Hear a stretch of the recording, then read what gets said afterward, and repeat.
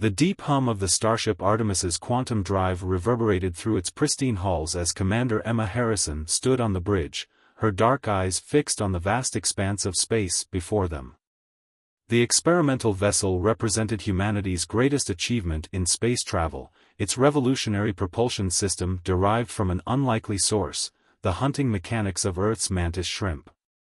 Dr. Thomas Rivera, the ship's lead quantum physicist, monitored the drive's output with practiced precision.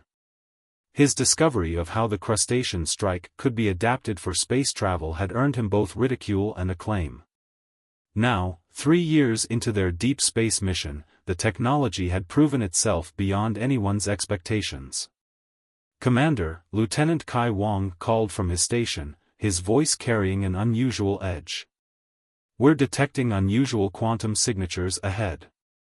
They're structured. Artificial." The bridge crew fell silent as the implications sank in. After centuries of searching, humanity had finally found evidence of advanced alien civilization. But what they discovered next would challenge everything they thought they knew about technological advancement.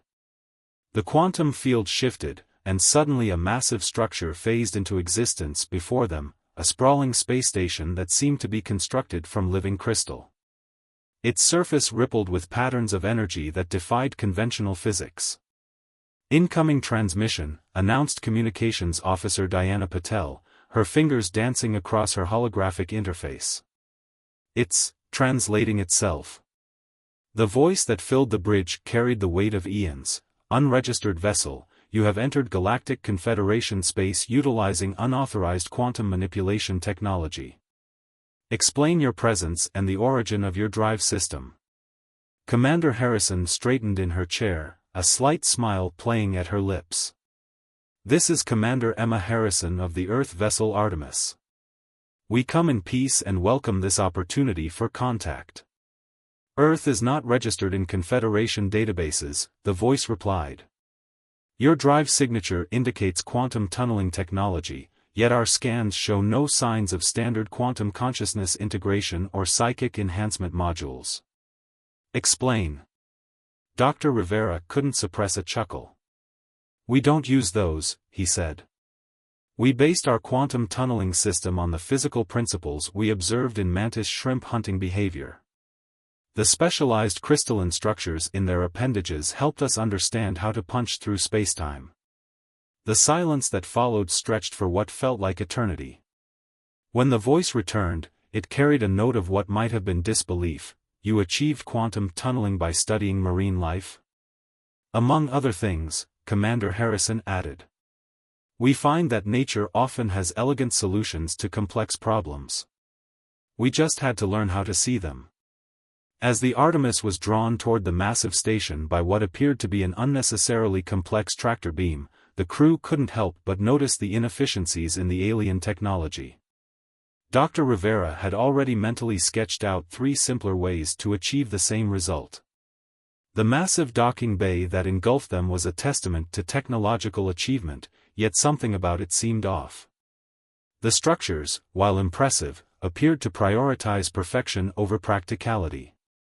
The Artemis's crew was about to demonstrate that sometimes the most elegant solutions come not from achieving perfection, but from embracing the beautiful imperfections of nature itself. As they prepared for their first face-to-face contact with the Galactic Confederation, none of them realized they were about to spark a revolution in how the galaxy approached technological advancement. Humanity's primitive methods were about to teach the most advanced civilizations in space a lesson about the power of simplicity and adaptation. The docking procedure completed with a soft thud, and Commander Harrison exchanged knowing looks with her crew. They had dreamed of this moment, first contact with an advanced alien civilization.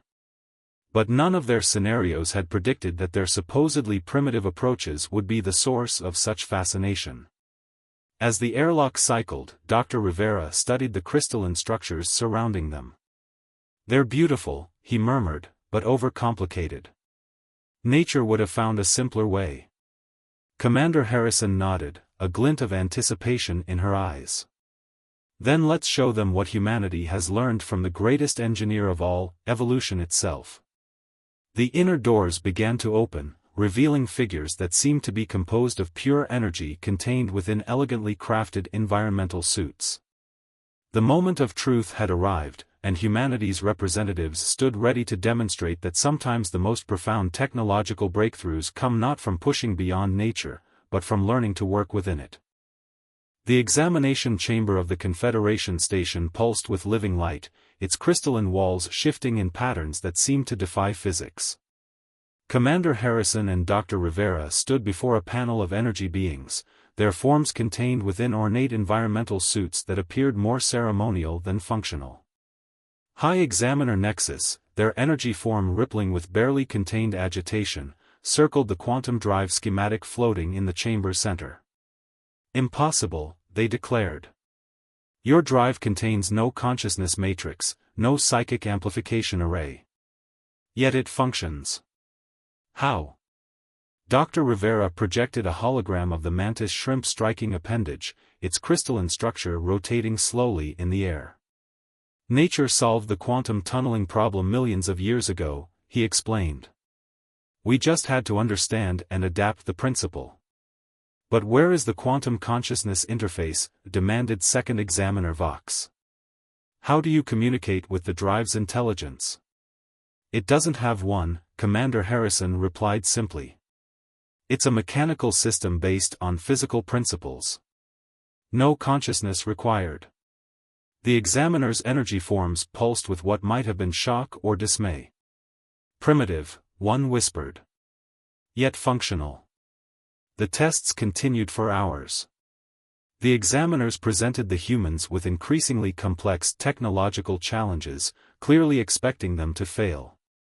Instead, they found solutions that left their hosts baffled, not because they were advanced, but because they were surprisingly simple. When presented with a failing quantum communication array, Lieutenant Wong fixed it with a modified version of an old Earth radio antenna.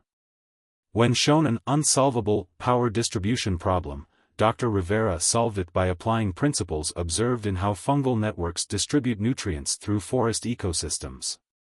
"You approach technology as if you're still part of nature," Third Examiner Lyra observed, their tone somewhere between fascination and horror. "We are part of nature," Dr. Rivera responded. "Everything is. That's what you seem to have forgotten." The examination reached its climax when the humans were presented with what the Confederation considered their most sophisticated technology, a bioquantum computer that merged organic and quantum systems. The examiners proudly explained how it had taken 17 species working together over 3 centuries to perfect it. Commander Harrison studied the system for several minutes before speaking. "It's beautiful," she admitted, "but overcomplicated. You could achieve the same results with a system based on slime mold intelligence combined with standard quantum processors. We developed something similar for deep space navigation 2 years ago." The silence that followed was profound. The examiner's energy forms dimmed and brightened rapidly, their equivalent of agitated discussion. Finally, High Examiner Nexus spoke again. "You achieved in 2 years what took the Confederation 3 centuries, they said slowly. Because you looked at slime molds?" "Among other things," Dr. Rivera added with a slight smile. "Nature has been solving complex problems for billions of years. We find it's usually more efficient to learn from those solutions than to try to engineer completely new ones. But this approach is..." Examiner Vox seemed to struggle for words. "Inelegant. Imperfect." "Perfection is overrated," Commander Harrison replied. "In nature, it's adaptation that matters. The ability to change, to find new solutions, to work with what's available, that's what leads to true innovation." As if to punctuate her words, alarms suddenly began blaring throughout the station. The examiner's energy forms flickered in what was clearly distress. "The bioquantum core," Lyra announced, their voice carrying genuine fear. "It's destabilizing. The perfect balance we've maintained for centuries is failing." The human crew exchanged knowing looks.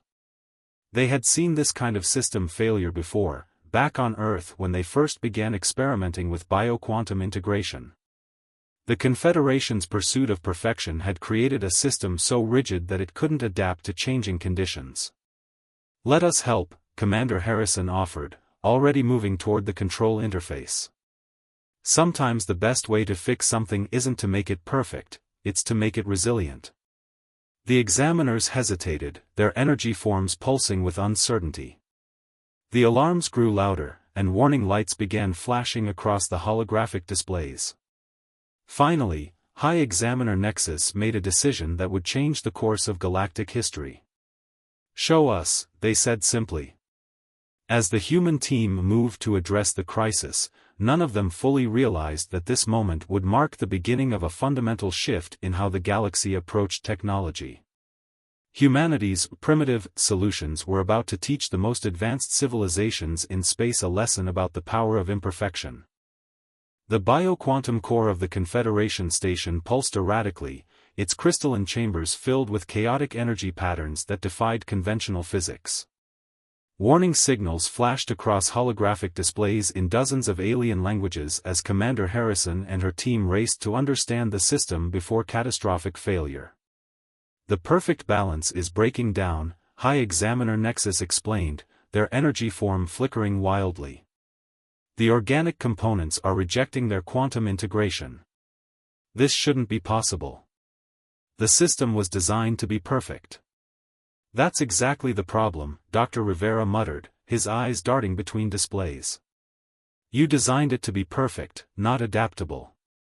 "Lieutenant Wong, what are you seeing in those base readings?"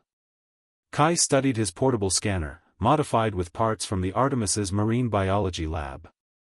"The quantum field is trying to maintain rigid patterns while the biological components are attempting to evolve.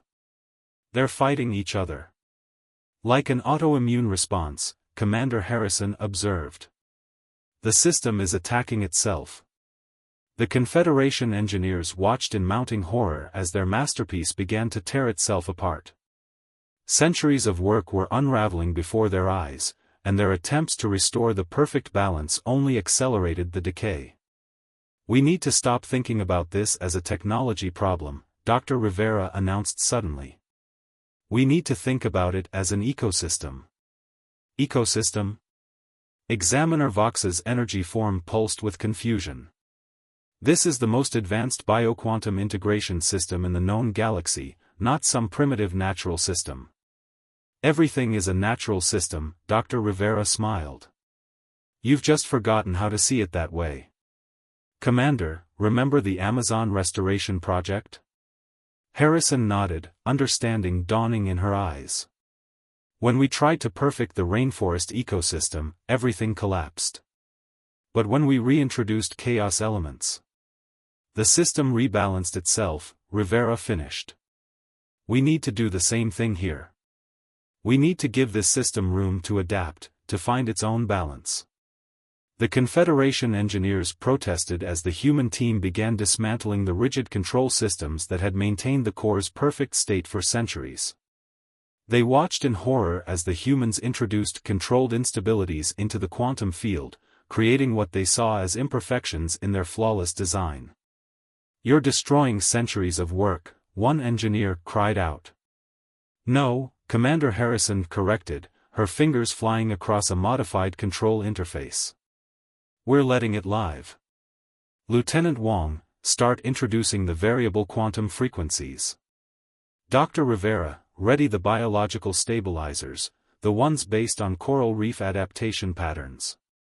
The core's chamber filled with new patterns of energy as the human team worked. Where the Confederation had sought to impose perfect order, they introduced controlled chaos. Where rigid structures had enforced stability, they created flexibility. The bioquantum core began to pulse with a new rhythm, less perfect, but more alive. "Look," Dr. Rivera pointed to a holographic display showing the system's fundamental patterns. "It's not fighting itself anymore. It's adapting, finding new ways to integrate the quantum and biological components." The energy beings watched in amazement as their failing system transformed itself.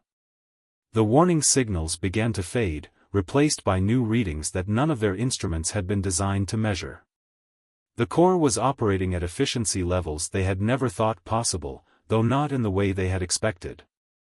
"But it's not perfect anymore," Examiner Lyra observed, their tone a mixture of wonder and distress. "No," Commander Harrison agreed. "It's better than perfect. It's resilient now. It can adapt to changes instead of breaking under them. You tried to create a perfect machine, but what you really needed was a living system."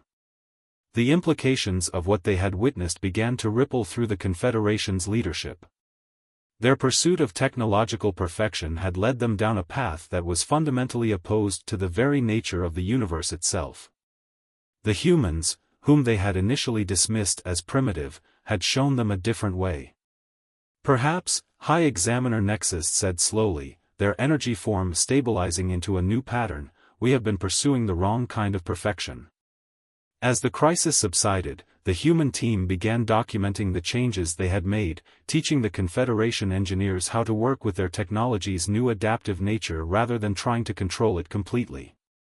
But this was more than just a technological revolution, it was the beginning of a philosophical one that would reshape the galaxy's understanding of progress itself. In the aftermath of the bioquantum core crisis, the Artemis's crew found themselves at the center of a technological revolution. The massive central chamber of the Confederation station had been transformed into a collaborative workspace, where energy beings and humans worked side by side to reshape centuries of established scientific doctrine. Dr. Rivera stood before a gathering of the galaxy's most brilliant minds, explaining how Earth's team had discovered their breakthrough technologies. "The key was stopping our fight against nature," he said, projecting a hologram of Earth's complex ecosystems. "Every solution we needed already existed. We just had to learn to observe." Commander Harrison demonstrated their quantum navigation system, based on the way slime molds optimize nutrient distribution. "Your system sought to impose order through rigid control," she explained. "Ours succeed by embracing adaptation and change." The Confederation's leading scientists watched in fascination as Lieutenant Wong showcased their communication array, inspired by how mycelial networks transmit information through forests. What they had dismissed as primitive was revealing itself to be elegantly simple. "But how do you maintain stability without perfect control?" asked a physicist from the Centauri Collective, their energy form flickering with genuine curiosity. "We don't," Commander Harrison replied. "We design systems that can stabilize themselves, just like Earth's ecosystems have done for billions of years." The revolution spread rapidly through the station. Confederation engineers began dismantling their overcomplicated systems, replacing them with simpler, more adaptable solutions based on natural principles. The station's power grid was redesigned to mimic the way lightning follows paths of least resistance. Environmental controls were restructured to function like a living organism, adapting to changes rather than fighting against them. High Examiner Nexus observed the transformation with growing appreciation. "We sought to transcend nature," they admitted. "You showed us how to work within it." The humans introduced the concept of biomimicry to the galactic community, demonstrating how Earth's life forms had already solved many of the problems that alien civilizations struggled with. From the water-harvesting abilities of desert beetles to the self-cleaning properties of lotus leaves, each example sparked new innovations. Dr. Rivera worked with a team of xenobiologists to develop a new form of faster-than-light travel based on the quantum properties of space-dwelling organisms they discovered in the galaxy's outer reaches. The resulting drive system was both more efficient and more reliable than anything previously developed. "Your species continues to surprise us," Examiner Lyra observed, watching as Lieutenant Wong taught a group of young engineers how to simplify their designs. "You've accomplished in weeks what we couldn't in centuries." Commander Harrison shook her head. "We didn't accomplish it, nature did. We just learned to pay attention." The station itself began to change. The rigid crystalline structures softened, becoming more organic. Systems that had once required constant monitoring now regulated themselves. Energy efficiency improved dramatically as the artificial distinction between technology and nature dissolved. "You've sparked something remarkable," High Examiner Nexus told Commander Harrison as they stood in the observation dome, watching ships from across the galaxy arrive to learn from Earth's example. A return to fundamentals we had forgotten in our rush toward artificial perfection. The impact extended beyond technology. The Confederation began to reassess its entire approach to civilization, questioning the assumption that progress meant moving away from nature rather than working in harmony with it. Diplomatic protocols shifted from rigid formalities to more adaptive, organic interactions. As news of Earth's innovation spread, the galaxy's scientific community experienced a paradigm shift. The pursuit of perfect control gave way to an appreciation for adaptive systems. The line between artificial and natural began to blur, leading to breakthroughs in fields ranging from medicine to terraforming. "We never expected our first contact with an advanced civilization to go quite like this," Commander Harrison remarked to Dr. Rivera as they prepared to share their findings with yet another delegation of alien scientists. They never expected their first contact with a primitive species to revolutionize their understanding of technology, he replied with a smile. "Sometimes the best way forward is to look back at where we came from." The Grand Assembly Hall of the Galactic Confederation hummed with energy as representatives from 1,000 worlds gathered for what would become a historic moment. 6 months had passed since the Artemis first encountered the station, and the ripples of that meeting had become waves of change across the galaxy. Commander Harrison stood before the assembled beings, her voice carrying across the vast chamber. "We came seeking advanced civilizations, expecting to learn from your achievements. Instead, we found that in our rush to advance, we had all forgotten our most fundamental teacher, the universe itself." The holographic displays showed the transformation of the station's systems. Where once stood monuments to artificial perfection, now flourished technologies that breathed and evolved like living things. The bioquantum core, once a rigid masterpiece of control, now pulsed with the rhythm of adaptation. "Your arrival forced us to confront our own hubris," High Examiner Nexus addressed the assembly. "For millennia, we sought to impose our will upon the universe. The humans showed us a different path, not to fight against nature, but to learn from it." Dr. Rivera presented the results of their collaborative research. Efficiency rates had doubled across all systems.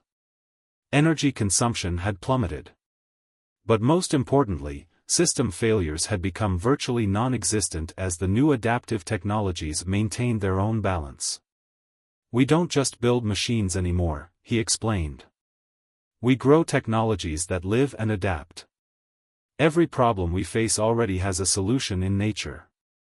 Our task is simply to listen and learn." Lieutenant Wong demonstrated the new integrated systems that had spread throughout the station. "These aren't just improvements," he said. "They're a fundamental shift in how we approach technology.